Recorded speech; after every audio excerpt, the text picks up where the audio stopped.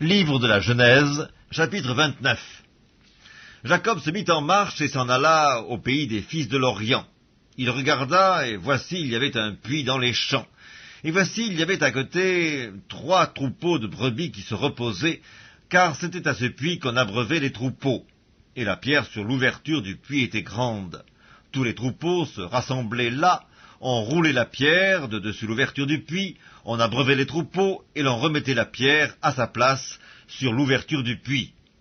Jacob dit aux bergers, « Mes frères, d'où êtes-vous » Ils répondirent, « Nous sommes de Charan. » Il leur dit, « Connaissez-vous Laban, fils de Nacor » Ils répondirent, « Nous le connaissons. » Il leur dit, « Est-il en bonne santé » Ils répondirent, « Il est en bonne santé, et voici Rachel, sa fille, qui vient avec le troupeau. » Il dit, « Voici, il est encore grand jour, il n'est pas temps de rassembler les troupeaux, abreuvez les brebis, puis allez et faites-les paître. » Ils répondirent, « Nous ne le pouvons pas, jusqu'à ce que tous les troupeaux soient rassemblés. C'est alors qu'on roule la pierre de dessous l'ouverture du puits et qu'on abreuve les brebis. » Comme il leur parlait encore, survint Rachel avec le troupeau de son père, car elle était bergère.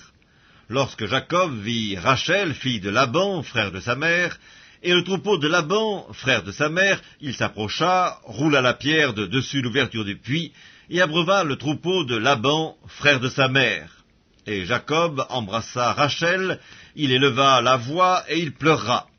Jacob apprit à Rachel qu'il était parent de son père, qu'il était fils de Rebecca, et elle courut l'annoncer à son père. Dès que Laban eut entendu parler de Jacob, fils de sa sœur, il courut au-devant de lui, il l'embrassa et il le fit venir dans sa maison. Jacob raconta à Laban toutes ces choses, et Laban lui dit, « Certainement, tu es mon os et ma chair. » Jacob demeura 1 mois chez Laban. Puis Laban dit à Jacob, « Parce que tu es mon parent, me serviras-tu pour rien? Dis-moi, quel sera ton salaire ?» Or Laban avait 2 filles, l'aînée s'appelait Léa et la cadette Rachel.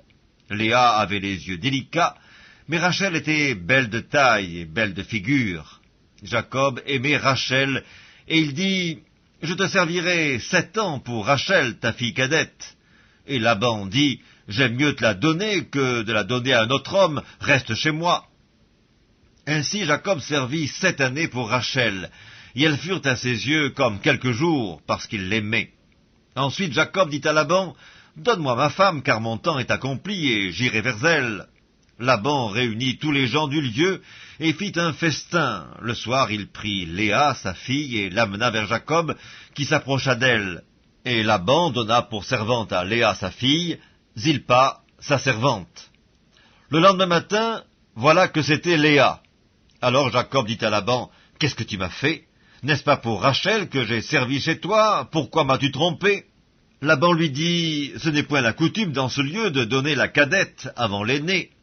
Achève la semaine avec celle-ci, et nous te donnerons aussi l'autre pour le service que tu feras encore chez moi pendant 7 nouvelles années. » Jacob fit ainsi, et il acheva la semaine avec Léa, puis Laban lui donna pour femme Rachel, sa fille, et Laban donna pour servante à Rachel sa fille, Bila, sa servante.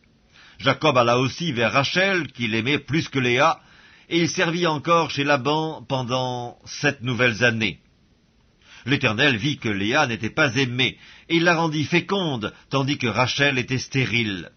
Léa devint enceinte et enfanta un fils, à qui elle donna le nom de Ruben, car elle dit, « L'Éternel a vu mon humiliation, et maintenant mon mari m'aimera. » Elle devint encore enceinte et enfanta un fils, et elle dit, « L'Éternel a entendu que je n'étais pas aimée, et il m'a aussi accordé celui-ci. » Et elle lui donna le nom de Siméon. Elle devint encore enceinte, et enfanta un fils, et elle dit, « Pour cette fois, mon mari s'attachera à moi, car je lui ai enfanté 3 fils. » C'est pourquoi on lui donna le nom de Lévi. Elle devint encore enceinte, et enfanta un fils, et elle dit, « Cette fois je louerai l'Éternel. » C'est pourquoi elle lui donna le nom de Juda, et elle cessa d'enfanter.